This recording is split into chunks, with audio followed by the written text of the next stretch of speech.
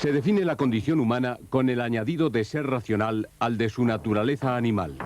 No con menor rigor, podría decirse que el ser racional humano es el animal de presa que más mata, y el único que muestra una despiadada inclinación por quitar la vida a los individuos de su propia especie.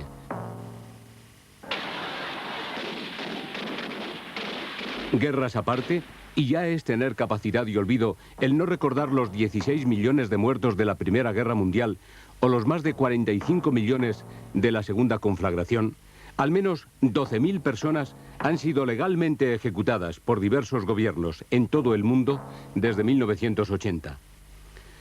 Los fusilamientos sumarios y públicos se producen hoy casi en todos los lugares donde hay conflictos bélicos o enfrentamientos religiosos, sea la India, Irán, Irak, Afganistán o cualquier otro punto caliente.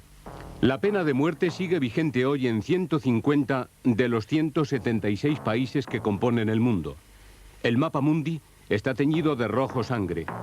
Cada país donde la pena capital no ha sido abolida alega razones jurídicas, políticas, éticas y hasta religiosas para ejecutar a las personas encontradas culpables de robos, violaciones, asesinatos o simplemente de profesar distintas ideas y creencias o de pertenecer a otra raza.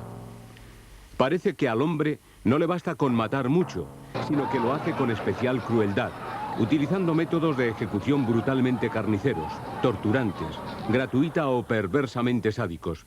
Si bien no faltan gentes que, precisamente, a mayor abundancia de horrores y espantos, le atribuyen poderes ejemplificadores y disuasorios.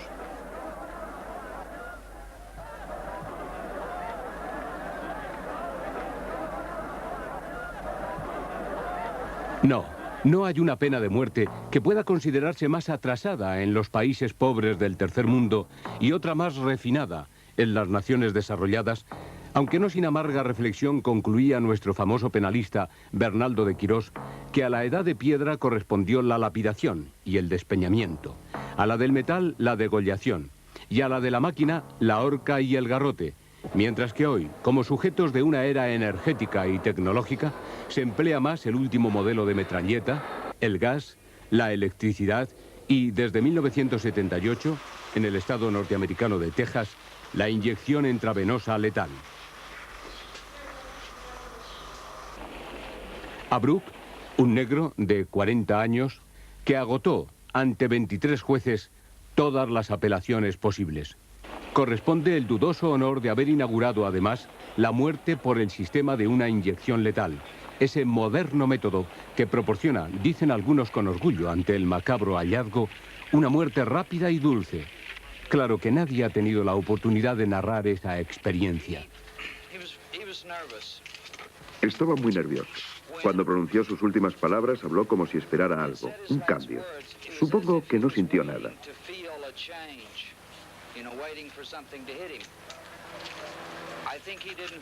Tenía la cabeza echada hacia adelante, hacia nosotros. A cierto punto levantó sus ojos y bostezó. Fue un bostezo largo y profundo. Después jadeó un poco. Quizás 5 o 15 segundos, no lo sé, pero fue breve. Es lo único de lo que no me acuerdo. Su cabeza se movió finalmente hacia nosotros. Parece que en Estados Unidos, según algunos observadores, la era Reagan se puede caracterizar por una palabra, rearme, apoyada en un trípode básico, rearme militar, rearme económico y rearme moral, en el que se sustentaría la vuelta a la pena de muerte. En Norteamérica, la pena de muerte fue abolida desde 1965 a 1976. Desde su restauración, en 37 de los 50 estados, el ritmo de las ejecuciones se está acelerando progresivamente. 57 reos han sido ejecutados en los 3 últimos años, frente a 11 en los 7 años anteriores. Y hay 1.838 presos esperando si ellos van a ser también electrocutados, gaseados, envenenados, ahorcados o fusilados, ya que toda esa variedad de ejecuciones existen hoy día en aquel país.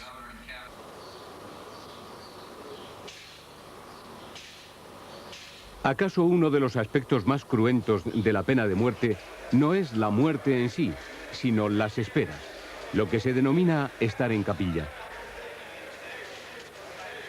Hay países, como es el caso de los Estados Unidos, donde la posibilidad de innumerables recursos y apelaciones hacen que, de hecho, muchos condenados puedan ver conmutada su pena tras largos años de esperas, sin saber si mañana será ya demasiado tarde, y otros en los que esos años de agonía diaria no abocan al perdón o el indulto, sino que los condenados son finalmente ejecutados. Muchos de estos condenados han tenido tiempo de narrar en novelas y reportajes sus sensaciones aportando datos escalofriantes.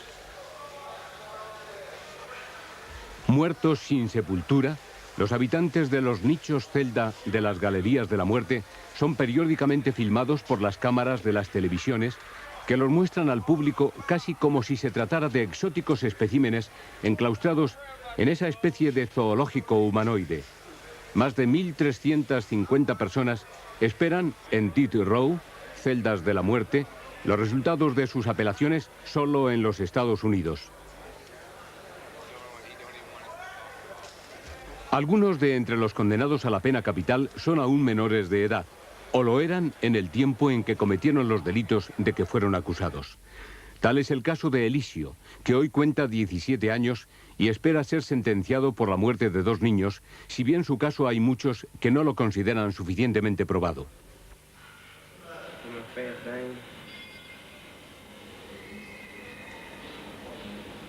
I was sentenced to death, you know, and still can't believe that, you know.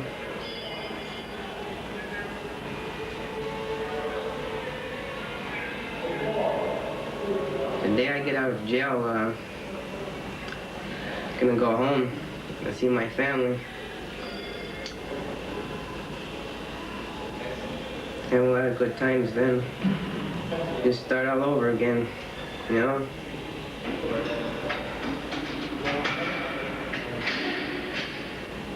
Try to rebuild what this justice system ripped apart. El caso de Elisio nos sitúa ante otro de los más graves problemas que plantea la pena de muerte. ¿Y si se ejecuta a un inocente? La propia justicia ha realizado en países intitulados democráticos y respetuosos con los derechos humanos numerosas investigaciones para chequear a sus tribunales. El propio Consejo de Europa planteó a los propios países integrantes de la comunidad esta pregunta clave. ¿Cuántos errores judiciales ha habido en su país? 6 países tuvieron vergüenza o reparo en contestar. Suecia reconoció un caso, Austria 5, Alemania Federal 27, referidos a la época de 1853 a 1953. En el Reino Unido se reconocieron 11 casos y en los Estados Unidos se indicaron 4. Wade demostraron errores en el 11% de las sentencias estadounidenses. Hace tan solo 48 horas, Amnistía Internacional afirmó en el acto de presentación de un amplio informe sobre la pena de muerte que la aplicación de la pena capital en los Estados Unidos parece arbitraria y condicionada además por la raza. Acusaba a los Estados Unidos de estar practicando una especie de lotería de la muerte, en la que la política, el dinero, la raza o el lugar en que se ha cometido el delito puede desempeñar un papel más decisivo a la hora de enviar un acusado a la cámara de ejecución. Parece ser que es la raza a la que pertenece la víctima la que condiciona el que un determinado asesino vaya a la celda de la muerte, a la silla eléctrica o a la cámara de gas. No es verdad el decir que el asesinato es un crimen de pena de muerte en los Estados Unidos. La verdad es que el asesinato de una víctima de raza blanca sí que es un crimen de pena de muerte. En cambio, el asesinato de una víctima que no sea de raza blanca, con muy pocas excepciones, no es un crimen de pena capital, no conduce a la pena de muerte. No tener dinero suficiente, ser pobre en suma, es de hecho también una desventaja ante un tribunal. Se ha demostrado suficientemente asimismo que entre los ejecutados y condenados que esperan su ajusticiamiento hay enfermos mentales o personas retrasadas, lo que contraviene no solo los más elementales derechos humanos, sino las directrices fijadas por los códigos penales y las normas fijadas por las Naciones Unidas. De forma estadística, demostrable e incontrovertible, han sido muchos los países que también han investigado pormenorizadamente el tema de si la abolición de la pena de muerte aumenta la criminalidad. Distintos gobiernos europeos contestaron a una real comisión inglesa sobre este tema cuando los británicos, tras abolir la pena de muerte, pensaron, por sus facciones más conservadoras, en restaurarla. Pues bien, Alemania Federal contestó que desde que ellos abolieron la pena capital, la criminalidad había disminuido. Bélgica no observó aumento alguno. Dinamarca manifestó que la criminalidad estaba en baja desde que la pena de muerte había dejado de aplicarse. Y así todos los países de Europa, excepto Italia, que hizo constar que la suspensión de la última pena no había detenido la caída del promedio anual de crímenes.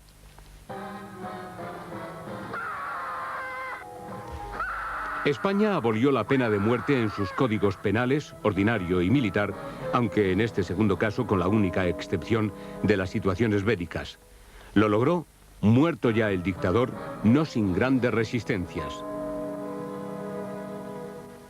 En aquella época, la enemiga de la abolición de la pena de muerte venía siempre de una derecha recalcitrante y cerril que no entendía que suprimir la pena de muerte no significaba dejar desprotegida a la sociedad, puesto que el Estado tenía, tiene y tendrá un aparato punitivo suficiente para lograr aquellos objetivos. En nuestro caso entraña quizá más mérito esa abolición por cuanto nuestra nación padece de frecuentes atentados terroristas, lo que para García Valdés contribuye a dar motivos, pretextos a ciertas fuerzas reaccionarias para pedir que esa pena vuelva a nuestro ordenamiento jurídico. El 27 de septiembre del 75 se ejecutan mediante fusilamiento a cinco miembros de bandas armadas por delito de terrorismo. El 1 de octubre del 75, inmediatamente después, los criminales pasan factura y asesinan a otros tantos policías armados. Véase cuál es la rentabilidad jurídica, política y social de la pena de muerte, que a nadie intimida y que a los terroristas, desde luego, no les contuvo en aquella última ocasión. Hace ya años que el actual defensor del pueblo, profesor Ruiz Jiménez, lanzaba una consigna: muerte a la pena de muerte. Y añadía, porque millones de españoles quieren ser jueces, pero no verdugos.